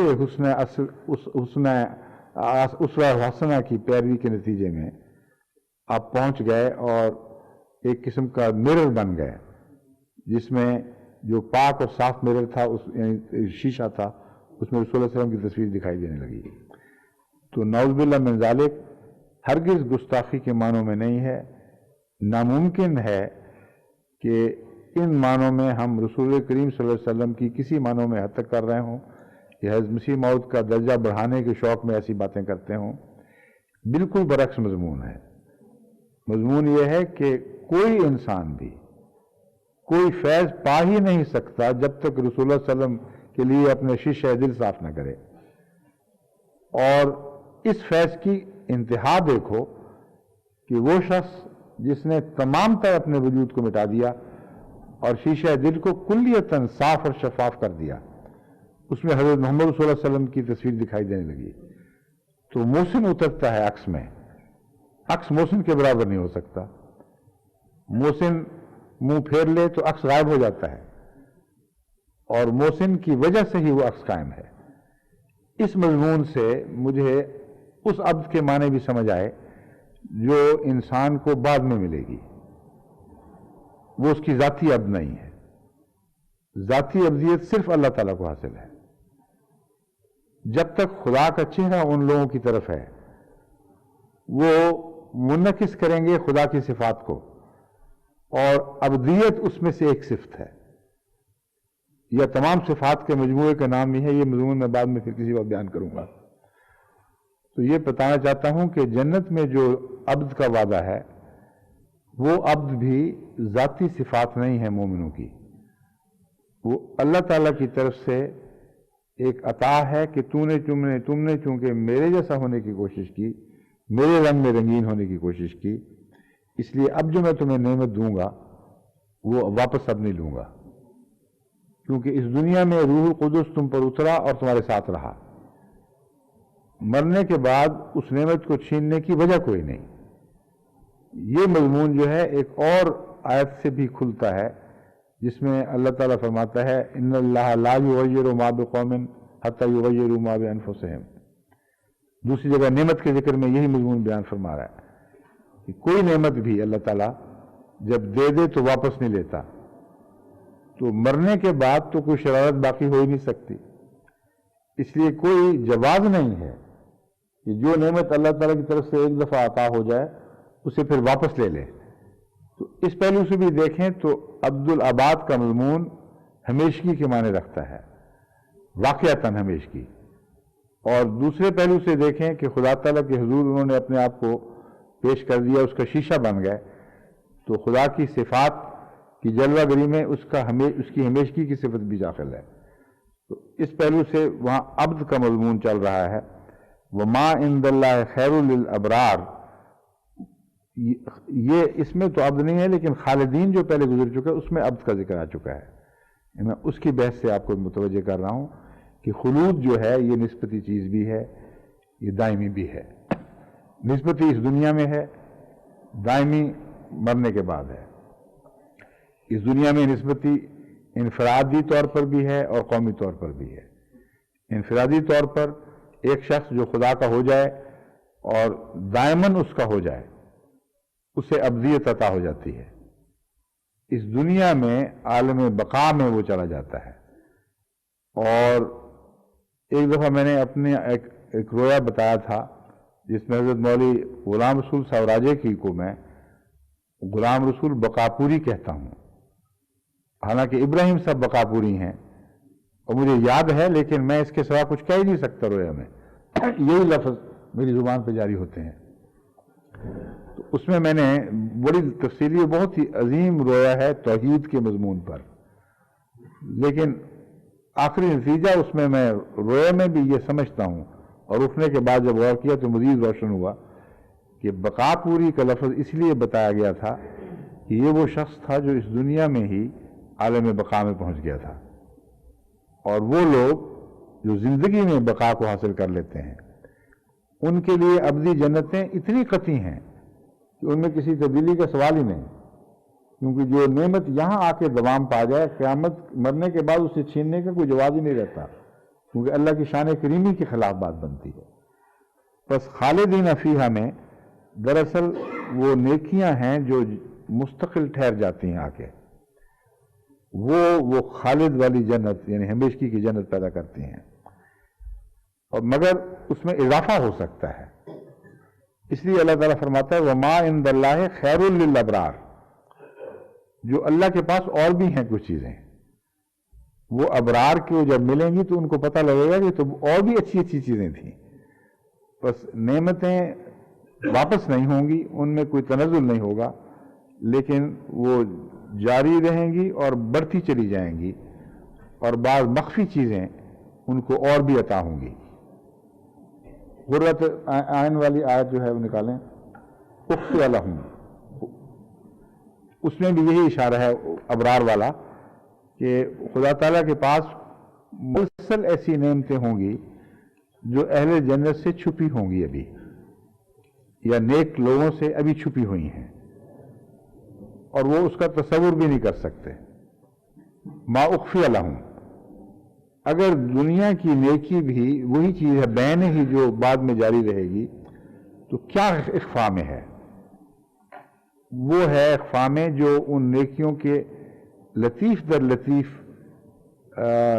نتائج خدا نے ثواب کی صورت میں رکھے ہوئے ہیں، اور وہ پھوٹتے چلے جائیں گے، اور اس کے نتیجے میں ان کو بوریت نہیں ہو سکتی، ورنہ بوریت کا مضمون داخل ہو جاتا ہے۔ اس بات پر اگر غور کریں، کئی لوگ کہتے ہیں، کئی ہمارے شعراء نے بھی اس بات پر اپنی طرف سے زبان کھولی ہے لطیفے کے رنگ میں، جو جائز نہیں، کہ ایسی جنت جہاں ہر وقت شہد، دودھ اور شراب جو بے فائدہ بے اثر وہ ملے گی، پرندے کھا کھا کے تو بور ہو جائیں گے، بڑی مصیبت پڑ جائے گی، کیا فائدہ ایسی جنت کا؟ اللہ تعالیٰ یہ بتا رہا ہے فَلَا تَعْلَمُ نَفْسٌ مَا أُخْفِيَ لَهُم مِّن قُرَّةِ أَعْيُنٍ جَزَاءً بِمَا كَانُوا يَعْمَلُونَ، کہ کوئی جان اس کا تصور بھی نہیں کر سکتی کہ آنکھوں کی کیا کیا ٹھنڈک ہم نے ان کے لیے چھپا رکھی ہے۔ بس جنت دائمی حالت کا تو نام ہے، مگر ایک ہی حالت کے دوام کا نام نہیں ہے۔ دائمی حالت میں نئی نئی شان پیدا ہوگی خدا تعالیٰ کی، نئی نئی وہ کروٹیں بدلے گی وہ حالت، اور ہر حالت پہلے سے زیادہ لطیف اور دلکش دکھائی دے گی۔ یہ جاری سلسلہ ہے جو جنت کے ابدی ہونے کا معنی رکھتا ہے۔ جہنم اس کے برعکس ان معنوں میں ابدی نہیں ہے۔ وہ کن معنوں میں ہے ایک دفعہ میں نے کچھ روشنی ڈالی تھی، مگر اب وقت نہیں ہے، اس مضمون کو الگ چھیڑنا جائز نہیں۔ مجھے اب یہ مشکل پڑ گئی ہے کہ چند منٹ رہ گئے ہیں، اور اگلی آیت چھیڑوں تو پھر وہ بات نہیں چلے گی۔ جو مضمون میرے ذہن میں تھا وہ میں بیان کر بیٹھا ہوں، یہی باتیں میں آپ کے سامنے رکھنا چاہتا تھا، اس لیے میرا خیال ہے آج چند منٹ پہلے ہی اگر ذرا ختم کر دیا جائے تو حرج کوئی نہیں ہے، ٹھیک ہے؟ کوئی بات ایسی تو نہیں جو رہ گئی ہو؟ ہاں ایک بات تھی میں بھول گیا تھا، میں نے یہ دعوت دی تھی اہل علم کو کہ قرآن کریم میں جہاں یہ ذکر ملتا ہے کہ سب غش کھا جائیں گے، وہاں الا من شاء یا من یشاء نکالیں آیا تو یہ ذکر ملتا ہے سوائے اس کے جسے خدا جس سے استثناء کا سلوک فرمائے۔ اس آیت سے میں ہمیشہ یہی معنی لیتا رہا جب تک وہ حدیثیں میرے سامنے نہیں آئیں کہ آن حضرت صلی اللہ علیہ وسلم مراد ہیں، کیونکہ شفاعت کے لیے بھی آپ ہی کو چنا گیا اور تمام کائنات میں سب سے اول اور اعلیٰ قرب کا مقام آن حضرت صلی اللہ علیہ وسلم کو نصیب ہوا۔ اس لیے وہ خاص لمحے جبکہ قیامت کے دن ذکر ہے جہاں ایک عجیب استثناء ہوگا کہ ایک یا دو وجود، من میں تو ایک بھی معنی ہو سکتے ہیں، وہ غش نہیں کھائے گا اور وہ دیکھے گا کہ کیا ہو رہا ہے۔ اس معنی سے بعض حدیثیں محروم کرتی ہوئی نظر آتی ہیں اور فطرت مانتی نہیں، دل مانتا نہیں، حدیثوں کو تو مانتا ہے مگر یہ نہیں مانتا کہ رسول اللہ صلی اللہ علیہ وسلم نے یہ کہا ہوگا۔ اور حدیثیں ہیں بڑی پختہ، کیوں جی بخاری کی ہیں نا مولوی صاحب، بخاری میں بھی ہیں اور بھی ہیں۔ تو میں نے یہ دعوت دی تھی فکر کی کہ علماء غور کریں، ان حدیثوں کی تحقیق کریں۔ قرآن کی تو آیت قطعی ہے کہ کہیں کوئی غلطی تو نہیں، کوئی اور ایسے معنی تو نہیں جو بیان ہوئے ہوں۔ تو ایک صاحب نے ربوہ سے مجھے کچھ توجیحات بھجوائی ہیں، وہ میں ان کا نام بھی نہیں لیتا اور توجیحات بھی نہیں پیش کرتا، کیونکہ وہ بالکل اس لائق نہیں ہے کہ ان کو قبول کیا جائے اور کسی صورت میں وہ ٹھیک نہیں بیٹھتی، مضمون سنوارنے کی بجائے بالآخر مضمون بگاڑ دیں گی۔ تو علماء اور وہ بھی خود صاحب جنہوں نے بھیجی ہیں مزید غور فکر کریں۔ میرا یہ خیال ہے تو ہوں کہ سننے والے نے کچھ ایک غلطی کی ہے اس حدیث کے پس منظر کی وجہ سے۔ حدیث کا پس منظر یا شان نزول کہہ لیں یہ ہے کہ ایک صحابی کے متعلق بیان کیا جاتا ہے جب اس کی یہودی سے گفتگو ہوئی اور اس نے حضرت رسول کریم صلی اللہ علیہ وسلم کو سب نبیوں سے اور موسیٰ سے افضل قرار دیا، یا اس نے افضل قرار دیا یا پہلے اس نے کیا، یہ اب تفصیل میرے یاد نہیں، مگر جھگڑا یہی تھا۔ یہودی کہتا تھا موسیٰ سب سے افضل ہیں اور مسلمان کہتا تھا کہ محمد رسول اللہ صلی اللہ علیہ وسلم سب سے افضل ہیں۔ جب اس نے زیادہ شوخی دکھائی تو اس نے ایک تھپڑ مار دیا، اور یہود کو بھی حضرت صلی اللہ علیہ وسلم کے کامل انصاف پر اتنا یقین تھا کہ اس نے شکایت کی ہے۔ جس کی برتری کی خاطر تھپڑ مارا گیا اس کو توقع ہے کہ یہ فیصلہ درست دے گا۔ بہت عظیم حدیث ہے یہ اس پہلو سے، اور آغاز کی ہے یہ غالباً، یہ مجھے سن تو یاد نہیں لیکن یہ ہجرت کے بعد جلدی ہوئی ہے واقعہ، غالباً یہ بھی پتہ کریں کب کی۔ تو جب اس نے کہا کہ رسول اللہ صلی اللہ علیہ وسلم نے فرمایا لا تفضلونی علی موسیٰ، مجھے موسیٰ پر فضیلت نہ دو، اور اس کے بعد یہ پھر حدیث آتی ہے، اس سے میں سمجھتا ہوں کہ چونکہ سننے والے کا ذہن زیادہ تر اس طرف تھا کہ رسول اللہ صلی اللہ علیہ وسلم نے موسیٰ کی فضیلت کی دلیل دی ہوگی، اس لیے یہ بات ہوئی۔ اگر یہ مانے تو یہ مضمون بالکل درہم برہم ہو جاتا ہے، وہ کہ رسول اللہ صلی اللہ علیہ وسلم نے تسلیم کر لیا کہ موسیٰ مجھ سے افضل ہے، اس لیے یہ معنی ہو ہی نہیں سکتا۔ سمجھ گئے بات؟ یہ میرے اس تاثر کی اور صالح صفی صاحبہ کے اس تاثر کی تائید کرتی ہے یہ بات۔ دو ہی سیناریو بنتے ہیں، دو ہی امکانی تصویریں بنتی ہیں۔ ایک یہ کہ رسول اللہ صلی اللہ علیہ وسلم نے تسلیم کر لیا کہ ہاں موسیٰ مجھ سے افضل ہے، اور ثبوت میں اور دیتا ہوں۔ ثبوت یہ ہے کہ قیامت کے دن میں بھی بے ہوش ہو جاؤں گا، مگر وہ جو مستثنیٰ ہے وہ موسیٰ ہوگا۔ اس کے بعد مفسرین کے لیے یہ بحث، اس بحث کی گنجائش کہاں رہتی ہے کہ رسول اللہ صلی اللہ علیہ وسلم نے دلداری کی خاطر کیا تھا۔ اگر دلداری کی خاطر کیا تھا تو یہ قطعی ثبوت کیوں مہیا کر دیا کہ ہاں مجھ سے وہ افضل بنتا ہے اس پہلو سے؟ اس لیے یہ بات نہیں ہے۔ میرا اپنا خیال ہے کہ دلداری کرتے ہوئے یہ بھی فرمایا ہے، ایک تو یہ کہ تفضیل کی بحث نہ کیا کرو، یہ वैसे नुकसान पहुंचाया करती हैं, कौमों में नफरतों के बीज बोती हैं। और सिर्फ हज़रत मूसा के मुतालिक नहीं फरमाया, यूनुस इब्न मत्ता के मुतालिक भी फरमाया, ला तुफद्दिलूनी अला यूनुस इब्न मत्ता, मुझे यूनुस मछली के पेट वाले, जिसको ज़ुन्नून भी कहते हैं, उस पर भी फजीलत न दो। अब बताएं कि क्या रसूलुल्लाह सल्लल्लाहु अलैहि वसल्लम को फिर किसी नबी की भी फजीलत नहीं? मुराद ये फजीलतें होती हैं, मगर अगर ऐसे लोग जिनके जज्बात किसी और शख्स से वाबस्ता हैं, और जब उनके सामने किसी और शख्स की इज्जत अफजाई हो और मुकाबला के रंग पैदा किया जाए तो जज्बात मजबूर होते हैं। ये एक बैनुल अक़वामी इंसाफ की तालीम है, और हैरत अंगेज एहसान की तालीम भी अपने अंदर रखती है। आम मज़ाहिब अगर ये कहें तो एक सिर्फ अदल से ताल्लुक़ रखने वाला मज़मून है। अगर हज़रत मोहम्मद रसूलुल्लाह सल्लल्लाहु अलैहि वसल्लम फरमाएं तो इस इल्म के साथ फरमा रहे हैं कि मैं अफजल हूं और खुदा ने मुझे तमाम पर फायक फरमाया है। उसके बावजूद मैं अपने मुत्तबईन को ये हिदायत नहीं देता या इजाज़त नहीं देता कि इसे गैरों दूसरे कौमों की दिलशिकनी के लिए इस्तेमाल करें। ये है मोहम्मद रसूलुल्लाह सल्लल्लाहु अलैहि वसल्लम का दीन। और पाकिस्तान में जो दीन चला हुआ है वो ये है कि इस्लाम को हक है हर दूसरे दीन की जिल्लत तजलील करे, उनके मानने वालों की रुसवाइयाँ करे, उनके जज्बात को मजरू करे, उनके दिलों को चिकनाचूर कर दें, सब इजाज़त है।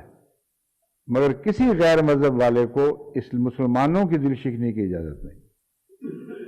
कितना बिल्कुल बरक्स मजमून, इसको तकल्लुब कहते हैं, उलट पुलट हो जाए मजमून।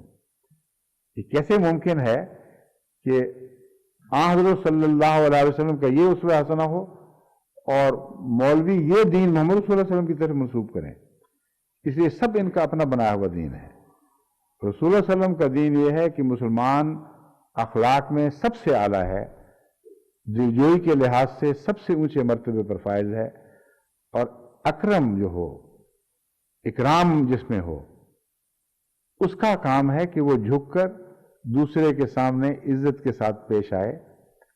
और ये तंजील के माने भी हैं। बस उसी ताल्लुक में मैं समझा रहा हूं कि इस हदीस, यानी उसके ज़िमन में तो बात नहीं शुरू हुई मगर मुझे याद आ गया था, तो ये अभी याद आ गई कि हज़रत सल्लल्लाहु अलैहि वसल्लम उम्मत मोहम्मदिया से ये तवक्को रखते हैं कि वो करीमुल नफ्स हो, करीमुल खुल्क हो, नहायत ही आला दर्जे के अखलाक हों, दूसरों की दिलदारियां पेश नजर रहें, और अपने मामले में सब्र की ताकत दिखाए, सब्र के नमूने दिखाए। ये इज्जत का मूजिब है। और अगर ये कहा जाए कि हम छोटी सी बात भी अपने खिलाफ बर्दाश्त नहीं करेंगे और तुम पर पत्थर भी मारेंगे तो इजाजत नहीं देंगे कि आगे से मुकाबला करो, ये नहायत ही करील मंजर बात है, नहायत गिरे हुए सिफला अखलाक हैं जो हरगिज़ इस्लाम की तरफ मंसूब नहीं हो सकते। बस इस खुल्क मोहम्मदी की रोशनी में उसकी तफसीर ये मुमकिन है। रसूलुल्लाह सल्लल्लाहु अलैहि वसल्लम ने फरमाया हो कि ये तो ना करो, इस तरह मुनासिब नहीं है। बाकी उसकी दिलदारी की खातिर मैं तुम्हें बताऊं, तुम्हारा मूसा कितना अच्छा था, मैंने उसे सबसे पहले होश में आते देखा है, ये फरमाया होगा। और ये बात कि मैं बेहोश हो गया था और फिर होश में आया तो मूसा को देखा, ये गालिबन दाखिल हुई है। और इस हदीस के पस मंजर में इसका दाखिल होना बैदस क़यास नहीं, क्योंकि जब एक आदमी के दिल पे ये असर है कि रसूलुल्लाह सल्लल्लाहु अलैहि वसल्लम फजीलत से ही मना कर रहे हैं, वो फजीलत के हक से ही मारूम, दावत से ही दस्तबरदार हो रहे हैं, तो वो ये हदीस का यही मतलब निकालेगा। और वो मतलब चूंकि इसके मुखालिफ था, उसमें रसूलुल्लाह सल्लल्लाहु अलैहि वसल्लम की फजीलत कायम रहती है और मजीद साबित होती है। इसलिए सुनने वाले ने जरूर गलती की है, मुझे ज़ाती तौर पर यकीन है, लेकिन मुहक्किकीन उलमा जो हमारे हैं, माहिरीन हैं हदीस के, उनको गौर करना चाहिए, छानबीन करनी चाहिए कि इस मौक़िफ़ की तायीद में कोई ज़ाहिरी सबूत भी हमारे हाथ में है या हमारे ईमान और मोहब्बत ही का तकाजा रहेगा कि ये ख्याल बांधे रहें। मगर हो सकता है इसका ज़ाहिरी सबूत भी मिल जाए। अब तो वक्त हो गया, ठीक है, फिर कल ख़त्म तो नहीं ना करना। کل اصل میں تفسیر کے لیے زیادہ وقت ہوتا ہی نہیں. جب ہم نے تفسیر کو زیادہ وقت دیے تو یہ محسوس کیا تو کہ دعا کے لیے پھر بہت تھوڑے وقت رہ گئے تھے. کل دو باتیں ہیں جو پچھلے دستور سے ہٹ کر ہیں. دو باتیں، ایک بات ہے یا دو باتیں بھی ہیں. ایک بات یہ ہے کہ وقت ہمارے ہاں یہی رہے گا جو اب درس کا وقت ہے، اور اہل پاکستان اور ہندوستان اور بنگلہ دیش میں ان کے افطاری کے قریب کا وقت ہوگا. تو اس پہلو سے جو پرانے مناظر تھے کہ دعا ہو رہی ہے افطاری کے قریب، دعائیں، اور اس سے پہلے تفسیر بھی ہو رہی ہے، یہ سارے مناظر اثر نو زندہ ہو جائیں گے، اور ان کے لیے بہت بہتر ہے یہ اور لطف کا موجب ہوگا. تو اس لیے ہمارا اس وقت سے پہلے کر لینا ہمیں کسی بات سے محروم نہیں کرتا عملاً، کیونکہ آخری روزے کے دوران ہی یہ دعائیں ہیں جن کا کچھ حصہ سورج کے ڈھلکنے کے بعد دوسرے پہلو شام کے وقت میں بھی داخل ہو چکا ہے. ابھی بھی دیکھ لیں 1:10 ہیں، یعنی 12 بجے سورج نے ڈھلکنا شروع کیا تھا دوسری طرف، اور اب وہ دوپہر کا وقت ہے جس میں ہم عام طور پہ دعا کیا کرتے ہیں، اور ان کے لیے سہولت ہو جائے گی. ورنہ وہ پہلے بیچارے آخری دعا روزے کھولنے کے بعد عید کی تیاریوں میں کیا کرتے تھے. تو نفسیاتی لحاظ سے بڑی الجھن ہوتی ہے. دوسرا فرق جو میں کہہ رہا ہوں وہ یہ ہے کہ ہم تفسیر پہ زیادہ وقت نہیں لگائیں گے، اور دعاؤں کے مضمون کو بیان کریں، وہاں کن کن دعاؤں کی ضرورت ہے، کن کن کو یاد رکھیں، اور پھر دعا میں جتنا بھی وقت خدا نے توفیق دی وہ لگائیں گے. باقی انشاءاللہ پھر کل. السلام علیکم.